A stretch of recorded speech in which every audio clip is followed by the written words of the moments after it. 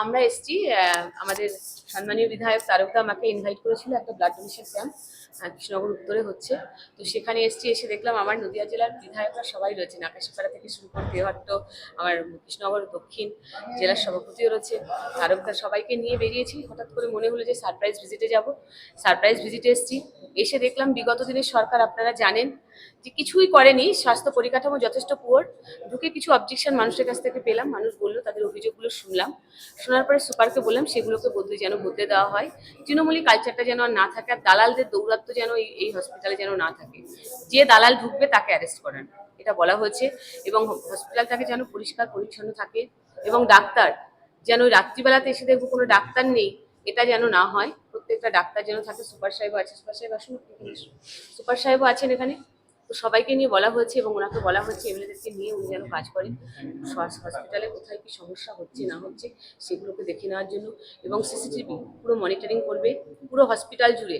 রাত্রিবেলাতে পরিবারের লোকজনেরা থাকছে, যাতে কোনো রকম কোনো সমস্যা না হয় সেদিকে ওনাকে বলা হয়েছে। হসপিটালের বাইরে যাতে একদম পরিষ্কার পরিচ্ছন্ন থাকে সেগুলো বলা হয়েছে, এবং খাবার দাবারের গুণগত মান সেটা নিয়ে বলা হয়েছে, এগুলো বলা হয়েছে। আর ইনফ্রাস্ট্রাকচার সেটা তো আছেই, আপনারা জানেন বিগত সরকার করেনি, আমরা বর্তমান 2 মাস এসেছি ক্ষমতায়, নিশ্চয়ই আগামী দিনে আরো কিছু ঘটবে। ম্যাডাম, আপনি বলছিলেন যে হাতে ব্যাচ করে লক অফ দিয়ে আপনি নিয়ে যাবেন, যেটা আপনি হাতে ব্যাচ করে না, আমাদের ডিপার্টমেন্ট থেকে এটা একটা সিদ্ধান্ত নেওয়া হচ্ছে সম্মানীয় মুখ্যমন্ত্রী তার নির্দেশে, যে রোগীর পরিবার, এখন আমরা শুরু করিনি, এটা শুরু করব, যে কোন নার্স তাকে দেখছে, কোন ডক্টর তাকে দেখছে, এবং পরিবারের লোক কে আছে, পেশেন্ট কে আছে, তাদের এক কালারে একটা করে ব্যান্ড থাকবে হাতে, তাহলে মার্কিং করতে সুবিধা হবে যে কোন পেশেন্টের কে বাড়ির লোক আছে। এই যে দালাল দৌরাত্ম, এই রাজটাকে আমরা বন্ধ করতে চাই, তৃণমূলী কালচার আমরা শেষ করতে চাই। তৃণমূলী কালচার কোনো চলবে না, এতদিন যা করেছে আর চলবে না, ফার্দার আর চলবে না, সেটা সুপার সাহেবকে বলে দিয়ে। এত অভিযোগ পেলেন, কতটা কঠিন বলে মনে করছেন কাজটা করা? কাজ করার ক্ষেত্রে কঠিন বলে কোনো কিছুই মনে হয় না, যদি সেটাকে সবাই মিলেমিশে করা যায়। মিলেমিশে দেখছেন এখানকার সব এমএলএ ভীষণ অ্যাক্টিভ, এবং বিধানসভায় দেখবেন আপনারা আমাদের প্রত্যেকটা এমএলএ কি সুন্দর দাঁড়িয়ে তার এলাকার প্রত্যেকটা সমস্যা বলে। আবার এটাতে আমাদের কঠিন মানে বলে তো মনে হয় না, সবাই মিলে কাজ করছে, ভীষণ অ্যাক্টিভ সবাই মিলে, সব দাদারা আমার, আমি সবার বোন। একটা পেশেন্ট ভর্তি হতে গেলে 5টা সিরিঞ্জ কিনে নিয়ে আসতে হচ্ছে, কোনো কিছুই তার মানে হসপিটাল থেকে সেরকম পরিষেবা পাওয়া যাচ্ছে না, বাইরে থেকে কিনতে হচ্ছে। আপনারা বলছেন যে বেসরকারি নার্সিং হোমে সেগুলোর উপর কড়া ব্যবস্থা নেবেন, তাহলে এখানে যদি সবকিছু কিনে তাদের ভর্তি হতে হয়, তাহলে তারা নার্সিং হোম ছেড়ে কোথায় যাবে? দেখুন, আমি আপনাকে বলি, সরকারি হসপিটালে 2 মাস আমরা ক্ষমতায় এসেছি, আপনাদের এটা বুঝতে হবে। এখন দেখুন বিগত দিনে মানুষ কি করেছে, তারা কি সিরিঞ্জ কিনেছে, কি কিনেছে আমরা জানি, এখনো পর্যন্ত 2 মাস আমরা ক্ষমতায় এসেছি, আমাদেরকে একটু করতে দিন কাজ। নিশ্চয়ই আমরা আগামী দিন চেষ্টা করব সিরিঞ্জে কেন, সরকারিভাবে যা যা পরিষেবা মানুষকে দেওয়া দরকার, ওষুধ থেকে যা কিছু দরকার আমরা নিশ্চয়ই দেবো। আমার সঙ্গে কথা হলো সুপার সাহেব বললেন তো যে মেডিসিন অ্যাভেলেবেল আছে, কোনো মানুষকে সেভাবে কিনতে হচ্ছে না তো বাইরে থেকে।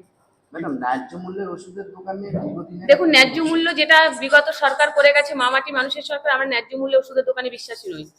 আমরা আয়ুষ্মান মন্দির যেটা আছে, আয়ুষ্মান আরোগ্য নিকেতন যেটা আছে, সেটাতে আমরা বিশ্বাসী। তো সেখানে দেখবেন আপনার আগামী দিন সেখান থেকে সবাই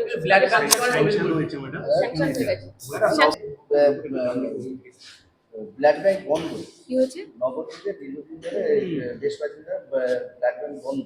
সেটা আমার কাছে খবর নেই, আমি জেনে নিই নিশ্চয়ই আমরা চেষ্টা করবো ব্লাড ব্যাংক যাতে বন্ধ না থাকে, তার কারণ ব্লাড ছাড়া তো মানুষ বাঁচবে না, তার কখন এই যে রোগীর এখানকার যে ব্লাড ব্যাংকটা রয়েছে এটা নিয়ে অনেক অভিযোগ সময়।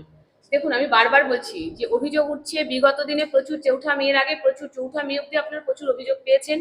আশা রাখবো যে আগামী দিনে আপনাদের এই অভিযোগের বার্তাগুলো অনেক কমে যাবে, মানুষের এই অভিযোগের জায়গাটা থাকবে না, আমরা চেষ্টা করছি সেটাকে রিসার্ভ করে খাবারের মান ছিল, সেই খাবারের মানটা অনেক বাড়ানোর জন্য রাজ্য সরকার টাকার পরিমাণ বাড়িয়েছে, কিন্তু খাবারের মান কিন্তু সেই জায়গায় এখনো ফেরেনি। কি দেখুন, আমরা হসপিটালে আমরা ভিজিট করব খাবারগুলো নিয়ে, যে খাবারগুলো গুণগত মান কি আছে, প্রয়োজনে আমরা নিজেরা খেয়ে দেখবো যে রুগীর বাড়ির খাবারটা রুগীকে কেমন খাবার দিচ্ছে। এটা টেন্ডারের মাধ্যমে হবে না? হ্যাঁ, নিশ্চয়ই একদম যা যা প্রসেস আছে সেই মাধ্যম দিয়ে হবে।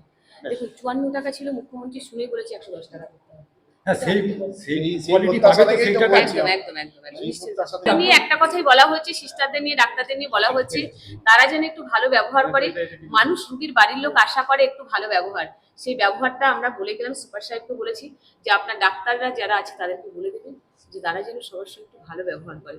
দেখুন, আমি যদি আপনাকে বলি এই এটা করে দিন, মেজাজ দিয়ে না বলে যদি বলি এটা একটু করে দেবেন প্লিজ, কোনটা ভালো লাগবে বলুন না, সেটাই সুপার সাহেবকে বলা হয়েছে। ম্যাডাম আপনি তো ইনফ্রাস্ট্রাকচার দেখে গেলেন, এখানকার যারা ইনফ্রাস্ট্রাকচার দেখে রাজ্যের দপ্তরে গিয়ে আপনি কি সেই রকম রিপোর্ট দিয়ে সেই ব্যবস্থা না নিশ্চয়ই করবো, আমরা আমরা যা যাচ্ছি মানে ভাববেন আমরা কোথাও ভিজিট যাচ্ছি মানে আমরা সেটা নিয়ে নিশ্চয়ই তদবির করবো, যে এখানে ইনফ্রাস্ট্রাকচার এই পুয়ার আছে বা এখানে ডাক্তার নেই, এখানে নার্স নেই, আমরা সেগুলো নিয়ে নিশ্চয়ই তদবির করবো, চেষ্টা করবো সেগুলোকে তাড়াতাড়ি করে মিটিয়ে দেওয়ার চেষ্টা করবো।